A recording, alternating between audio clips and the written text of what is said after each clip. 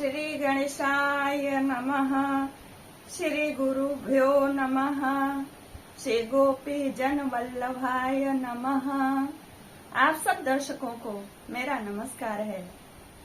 अधिक मास आज से शुरू हुआ है और मैं आपको अधिक मास की कथा सुना रही हूँ, जिसपे 2 अध्याय सुना चुकी हूँ। आज तीसरा अध्याय सुनाऊंगी। आज ही से जिन्हें अधिक मास का यजन करना है, मतलब पालन करना है, वो आज ही से 30 दिन के व्रत का संकल्प लिए होंगे। कलश की स्थापना की होगी। कलश पर पूर्ण पात्र रख करके श्री राधा कृष्ण की मूर्ति की स्थापना की होगी और इस व्रत में सीधा नमक से बना एक ही समय भोजन करना है और वो भी घी में बना हो, तेल में न बना हो। चाहे सरसों का तेल हो या तिल का तेल हो या कोई भी तेल हो। मसूर की दाल नहीं खानी है, नींबू नहीं खाना है। आंवला मैंने कल बोला था, तो आंवला केवल संडे के दिन नहीं खाना है। और मांस, मच्छी, लहसुन, प्याज, शराब, मादक वस्तुओं का त्याग करना है। जो व्रत का पालन कर रहे हैं, जो नहीं भी कर रहे हैं, उनसे यदि संभव हो तो कुछ भी अपना नियम पालन कर लें। क्या खाना चाहिए, क्या नहीं खाना चाहिए, आज मैं संक्षिप्त में आखिरी में 21वें 22वें अध्याय से आपको बताऊंगी। और अभी आप तीसरा अध्याय सुनिए। देखिए, कथा सुनने का भी बहुत ही फायदा है, बहुत ही पुण्य की प्राप्ति होती है। अधिक मास को श्री कृष्ण भगवान ने धार्मिक कार्य, पुण्य कार्यों को करने के लिए बहुत ही उत्तम मास बताया है और कहा है, इस महीने में किए गए पुण्यवर्धक कार्य अनंत गुना फलदायक होते हैं। इस अधिक मास में श्री कृष्ण की पूजा की जाती है, हरि की कथाएं सुनी जाती है, उनकी आराधना की जाती है, क्योंकि अधिक मास को श्री कृष्ण जी ने अपना ही स्वरूप प्रदान किया है। अधिक मास का बड़ा ही महात्म्य है। नहीं व्रत होता है तो हमारे वीडियो से कथाओं को ही सुन लीजिए और कथा के सुनने से आपको इसके बारे में विस्तृत पता चलेगा अधिक मास, क्योंकि जो भी मैं सुनाऊंगी, जितने भी 30 अध्याय हैं, संपूर्ण जानकारी इसमें रहेगी और विभिन्न कथाएं हैं। इसकी महिमा को किसने कैसे किया और कब किस जन्म में कितने सुखों को होगा, यह सब इसमें वर्णित है। अब आइए मैं आपको श्री गोविंद के श्री मुख से खुद ही ये गाया हुआ अधिक मास का महात्म्य आपको तीसरा अध्याय में आपको सुना रही हूँ। 2 अध्याय सुना चुकी हूँ। इसमें 3 वक्ता हैं। पहले जो सूत जी नैमिषारण्य में आए हैं, तो सूत जी किसको बता रहे हैं? नैमिषारण्य के ऋषि मुनियों को। और सूत जी ने कहा सुना था? सुखदेव की मुख से। सुखदेव उसके बाद नारद जी नारायण के पास गए। नारायण जी नारद जी को बता रहे हैं और नारायण जी जो नारद जी को बता रहे हैं अधिक मास के महात्म्य की कथा, उन्होंने वह कथा श्री कृष्ण जो पांडवों को सुना रहे हैं, वो कथा वो सुना रहे हैं। आइए सुनिए। ऋषि ऊचु, ऋषिगण बोले, हे महाभाग, नर के मित्र नारायण नारद के प्रति जो शुभ वचन बोले, वह आप विस्तार पूर्वक हमसे कहें। सूत जी बोले, हे द्विज सत्तमो, नारायण ने नारद के प्रति जो सुंदर वचन कहे, वह जैसे मैंने सुने हैं वैसे ही कहता हूँ, आप लोग सुने। नारायण बोले, हे नारद, पहले महात्मा श्री कृष्ण चंद्र ने राजा युधिष्ठिर से जो कहा था वह मैं कहता हूँ, सुनो। एक समय धार्मिक राजा अजात शत्रु युधिष्ठिर छल प्रिय धृतराष्ट्र के दुष्ट पुत्रों द्वारा दुष्ट क्रीड़ा में हार गए। ये कथा आपको पता है। सबके देखते देखते अग्नि से उत्पन्न हुई धर्मपरायणा द्रौपदी के बालों को पकड़ कर के दुष्ट दुशासन ने खींचा और खींचने के बाद उसके वस्त्र उतारने लगे। तब भगवान श्री कृष्ण ने उसकी रक्षा की थी। पीछे पांडव राज्य को त्याग काम्यक वन को चले गए, क्योंकि वो दूधखेड़ा में हार गए थे। वहां भी अत्यंत क्लेश से जीवन यापन करने लगे। वे वन के फलों को खाकर जीवन बिताते। जैसे जंगली हाथियों के शरीर में बाल रहते हैं, वैसे ही पांडवों के शरीर में भी बाल उग गए। इस प्रकार दुखित पांडवों को देखने के लिए भगवान देवकी सूत मुनियों के साथ काम्यक वन में गए।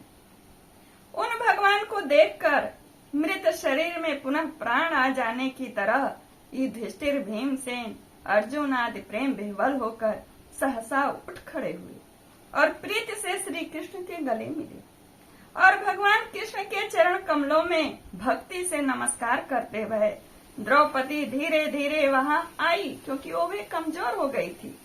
आलस रहित होकर भगवान को शीघ्र नमस्कार करती हुई उन दुखित पांडवों को रूरो मृग के चर्म के वस्त्रों को पहिरे देख समस्त शरीर में धूल लगी, रूखा शरीर, चारों तरफ बाल बिखरे हुए द्रौपदी को भी उसी प्रकार दुर्बल शरीर वाली केशव ने देखा। केशव को उसी प्रकार से क्रोध आ गया, जिस प्रकार से भगवान राम को क्रोध आया था रावण पर। उस प्रकार से क्रुद्ध भगवान को देखकर कांपते हुए अर्जुन ने कहा, कृष्ण को प्रसन्न करने के लिए द्रौपदी, धर्मराज तथा और लोगों से भी अनुमोदित होकर सब लोगों ने शीघ्र ही हाथ जोड़ करके श्री कृष्ण की स्तुति करने लगे, उनके क्रोध को शांत करने लगे। कहने लगे, अर्जुन बोले, हे कृष्ण, हे जगत के नाथ, हे नाथ, मैं जगत के बाहर नहीं हूँ, आप ही जगत की रक्षा करने वाले हैं। हे प्रभु, क्या मेरी रक्षा आप करेंगे? जिनके नेत्र के देखने से ही ब्रह्मा का पतन हो जाता है, उनके क्रोध करने से क्या नहीं हो सकता, यह कौन जानता है कि क्या होगा। हे संहार करने वाले, क्रोध का संहार कीजिए, अपने क्रोध को शांत करिए। हे तात के तात, हे जगत पते, आप ऐसे महापुरुषों के क्रोध से संसार का प्रलय हो जाता है। संपूर्ण तत्व को जानने वाले, सर्व वस्तुओं के कारण वेद और वेदांग के बीच आप साक्षात श्री कृष्ण हैं। मैं आपकी वंदना करता हूँ, आप ईश्वर हैं। इस चराचर के संसार को आपने ही उत्पन्न किया है। सर्व मंगल के मांगले और सनातन के बीज स्वरूप हैं। इसलिए एक के अपराध से, यानी दुर्योधन के अपराध से अपने बनाए समस्त विश्व का आप नाश न करें, क्योंकि आपके क्रोध से संपूर्ण त्रिलोकी भस्म हो जाएगा। कौन भला ऐसा होगा जो मच्छर को जलाने के लिए अपने ही घर को जला देगा? या विश्व तो आपका घर है। एक के क्रोध में आप सबको क्यों भस्म करेंगे? श्री नारायण बोले, दूसरों की वीरता को मर्दन करने वाले अर्जुन ने भगवान से इस प्रकार निवेदन कर प्रणाम किया। सूत जी बोले, श्री कृष्ण ने अपने क्रोध को शांत किया और स्वयं भी चंद्रमा की तरह शांत। इस प्रकार भगवान को शांत देखकर पांडव प्रसन्न हुए, निश्चिंत हुए, स्वस्थ हुए। प्रेम से प्रसन्न मुख एवं प्रेम विह्वल हुए सबों ने भगवान को प्रणाम किया और जंगली कंद, मूल फल आदि से उनकी पूजा की। नारायण बोले, तब शरण में जाने योग्य भक्तों के ऊपर कृपा करने वाले श्री कृष्ण को प्रसन्न जान विशेष प्रेम से भरे हुए नम्र अर्जुन ने बारंबार नमस्कार किया और जो प्रश्न आपने हमें किया वही प्रश्न उन्होंने श्री कृष्ण से किया। इस प्रकार अर्जुन का प्रश्न सुनकर क्षण मात्र मन से सोचकर अपने सुहृद वर्ग पांडवों को और व्रत को धारण की हुई द्रौपदी को आश्वासन देते हुए वक्ताओं में श्रेष्ठ श्री कृष्ण पांडवों से हितकर वचन बोले। श्री कृष्ण बोले, हे राजन, हे महाभाग, हे विभुत्सो, अब मेरा वचन सुनो। आपने यह प्रश्न अपूर्व किया है। आपको उत्तर देने में मुझे उत्साह नहीं हो रहा है। इस प्रश्न का उत्तर गुप्त से भी गुप्त है, ऋषियों को भी नहीं विदित है। फिर भी हे अर्जुन, मित्र के नाते अथवा तुम हमारे भक्त हो, इस कारण से हम कहते हैं। हे सुव्रत, वह जो उत्तर है वह अति उग्र है, अतः क्रम से सुनो। चैत्र आदि जो 12 मास हैं, निमेष महीने के दोनों पक्ष, घड़ियां, ध्यान से सुनिएगा आप लोग, प्रहर, तीनों पहर, त्रिप्रहर, 6 ऋतुएं, मुहूर्त, दक्षिणायन और उत्तरायण, वर्ष, चारों युग, इस प्रकार परार्ध तक जो काल है यह सब, और नदी, समुद्र, कुएं, बावली, गढ़ैया, सोते, लता, औषधियां, वृक्ष, बांस आदि पेड़, वन की औषधियां, नगर, गांव, पर्वत, पुरियां, ये सब मूर्ति वाले हैं, यानी इनके भगवान हैं, इनके इष्ट है, और अपने गुणों से ये मूर्ति वाले पूजे जाते। इन सब के इष्ट देव हैं और इनकी सबकी पूजा होती है। इनमें से कोई अपूर्व व्यक्ति नहीं है जो अपने अधिष्ठाता देवता के बिना रहता हो। जितना नाम मैंने आपको सुनाया उन सब के अधिष्ठाता देवता होते हैं और उनकी पूजा की जाती है, और अपने अपने अधिकार से पूजे जाने वाले ये सभी फल को देने वाले होते हैं।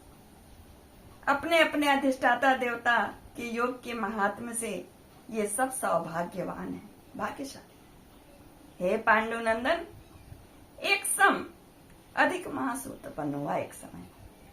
उस उत्पन्न हुए असहाय निंदित मास को सब लोग बोले कि यह मलमास सूर्य के संक्रांति से रहित है, अतः यह पूजनीय योग्य नहीं है। यह मलमास मल रूप होने से छूने योग्य भी नहीं है, और शुभ कार्यों में अग्राह्य है। इस प्रकार के अशुभ कार्यों में भी यह ग्रहण करने योग्य नहीं है। इस प्रकार के वचनों को लोगों के मुख से सुन करके यह मास यानी अधिक मास, मल मास, निरुद्योग, प्रभा रहित हो गया। निराश, दुखी, अवसाद से युक्त, दुख से घिरा हुआ, अति खिन्न मन, चिंता से ही ग्रस्त मन होकर व्यथित हृदय से मरणासन्न की तरह हो गया। फिर वह धैर्य धारण कर मेरी शरण में आया। श्री कृष्ण जी कह रहे हैं कि वह मेरी शरण में आया। हे नर, बैकुंठ भवन में मैं जहां रहता था वहां पहुंचा, और मेरे घर में आकर मुझ परम पुरुषोत्तम को उसने देखा। उस समय अमूल्य रत्नों से जड़ित स्वर्ण के सिंहासन पर बैठे हुए मुझे देखकर वह भूमि पर साष्टांग दंडवत प्रणाम किया। मुझे हाथ जोड़कर नेत्रों से उसके बारंबार आंसू की धारा बह रही थी। धैर्य धारण कर गदगद वाणी से वह बोला। सूत जी बोले, अब सूत जी मुनियों से कह रहे। इस प्रकार महामुनि बद्रीनाथ कथा कहकर चुप होते गए। इस प्रकार नारायण के मुख से कथा सुन भक्तों के ऊपर दया करने वाले नारद मुनि पुनः प्रश्न करते, पुनः बोले। नारद बोले, इस प्रकार अपनी पूर्ण कला से विराजमान भगवान विष्णु के निर्मल भवन में जाकर भक्ति द्वारा मिलने वाले, जगत के पापों को दूर करने वाले, योगियों को भी शीघ्र न मिलने वाले, जगत को अभय दान देने वाले ब्रह्म रूप मुकुंद जहाँ पर थे, उनके चरण कमलों की शरण में आया हुआ अधिमास क्या बोला।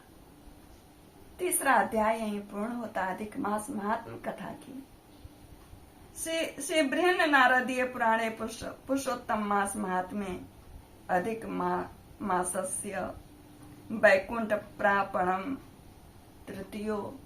ओम तत्सत। अब मैं आपको संक्षिप्त में क्या करना चाहिए क्या नहीं करना चाहिए वह मैं 21वें और 22वें अध्याय से आपको बताती हूँ।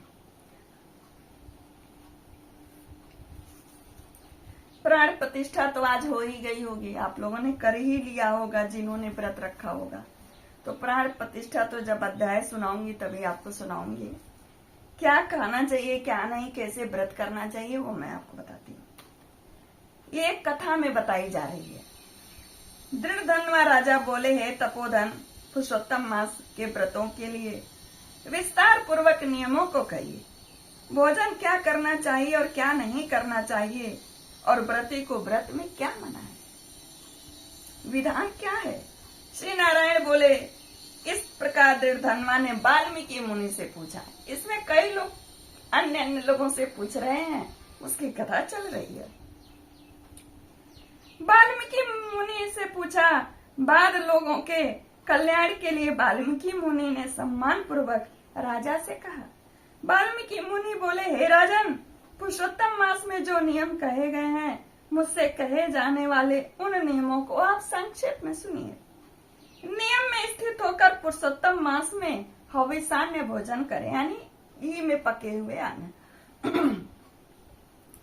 गेहूं, या ध्यान से सुनिए, गेहूं, चावल, मिश्री, मूंग, जौ, तिल, मटर, सावा, तिन्नी का चावल जो लालदेव चावल होता है, बथुआ, हिमलोचिका, अदरक, काल शाक, मूल, कंद, ककड़ी, केला, सेधा नमक, समुद्र नून, दही, घी, बिना मक्खन निकाला दूध, कटहल, आम, हरड़, पीपर, जीरा, सोठ, इमली, सुपारी, लौली, आंवला, ईंख का गुड़ छोड़कर इन फलों को बिना तेल से पके हुए पदार्थ को हविष्य खाते हैं।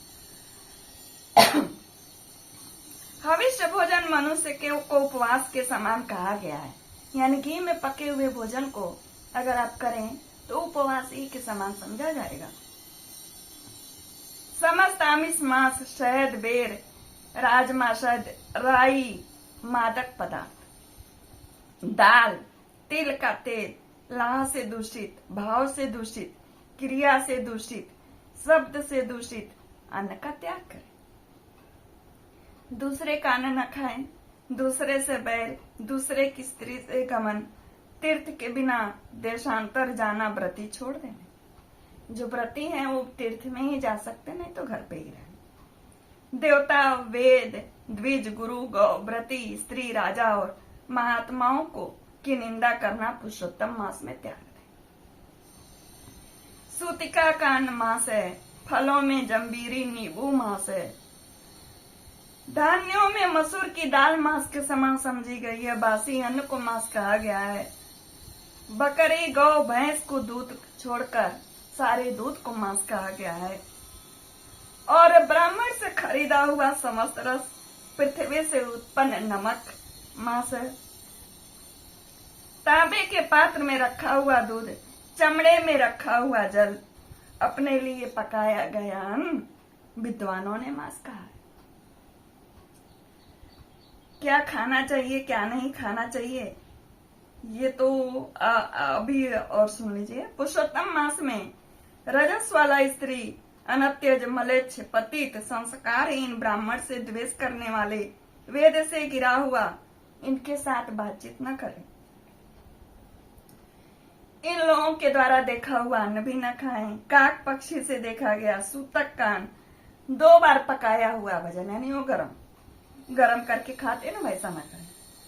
भूजे हुए अन्न को पुरुषोत्तम मास में नहीं भोजन करना चाहिए। प्याज, लहसुन, मोथा, गाजर, नालिका, मूली, छत्राक, शिग्रू, इनको पुरुषोत्तम मास में त्याग दें।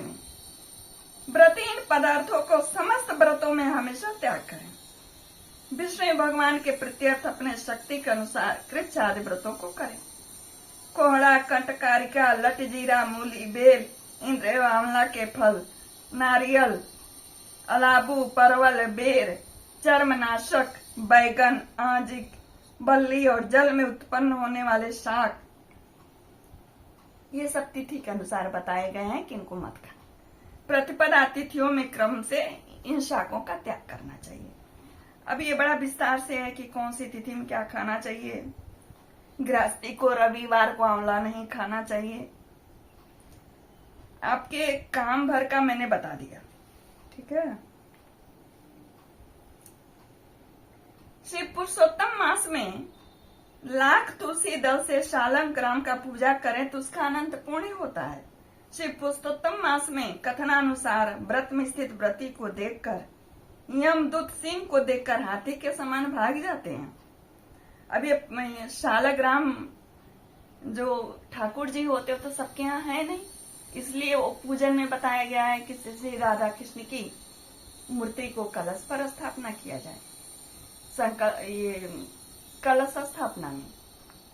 और मैं बार बार इसलिए कहती हूँ कि ब्राह्मण को बुला करके व्रत का संकल्प लें कलश की स्थापना, क्योंकि इसमें स्पष्ट लिखा गया है कि मंत्रों से आह्वान करें। तो जो अभ्यस्त रहते हैं, जिनका कार्य रहता है, उनको अच्छी तरह से भली प्रकार से पता रहता है। इसलिए मैं बोल रही थी कि ब्राह्मण से ही करवाएं, अन्यथा तो यूट्यूब पर है ही है कि आप सुन करके कैसे पूजन विधि घर पे कर सकते हैं। इस तरह मैंने आपको अधिक मास महात्म कथा में 3रा अध्याय आपको सुनाया। कुछ मेरे से त्रुटि हो तो क्षमा करिएगा। मेरी कोशिश रहती है कि संपूर्ण जानकारी दूं जो मेरे पास है। ऐसे तो संपूर्ण जानकारी किसी को नहीं प्राप्त होती है, और पूरा देखा करिए। आप देखिए ना, बीच बीच में कुछ न कुछ फायदे की चीजें रहती हैं, और मेरी आदत नहीं है कि दर्शक को लुभाने के लिए बीच बीच में सस्पेंस क्रिएट करना कि आखिरी तक देखिए। ये भक्ति की बात है। मैं भूल भी जाती हूँ आग्रह करना कि सब्सक्राइब, लाइक, कमेंट, शेयर करिए, देखिए, क्योंकि मेरा प्रमुख उद्देश्य रहता है कि आप तक सही चीजें पहुंचाऊं। ठीक है, नमस्कार, जय श्री कृष्ण।